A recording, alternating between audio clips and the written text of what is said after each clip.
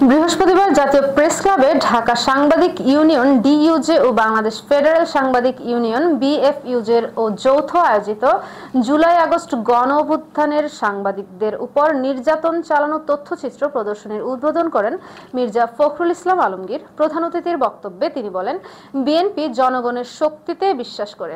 আমরা সংস্কারকে স্বাগত জানাই, কিন্তু কেউ যদি বলে বিএনপি সংস্কারের বাধা দিচ্ছে তাহলে সেটা ভুল ব্যাখ্যা।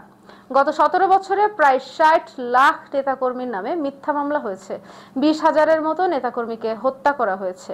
এই বাস্তবতাকে পাশ কাটিয়ে যাওয়া যায় না।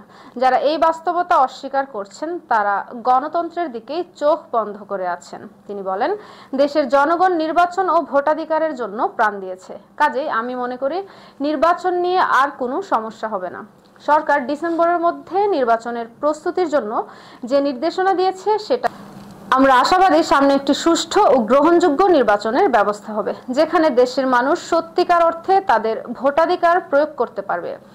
হত্যা ও পুশিনের বিষয়ে ফখরুল বলেন, সীমান্তে প্রতিনিয়ত মানুষ হত্যা হচ্ছে, পুশিন চলছে, এটা কোনোভাবে হালকাভাবে নেওয়ার সুযোগ নেই। সরকারকে এই বিষয়ে ভারতের সঙ্গে দৃঢ়ভাবে দর কষাকষি করতে হবে।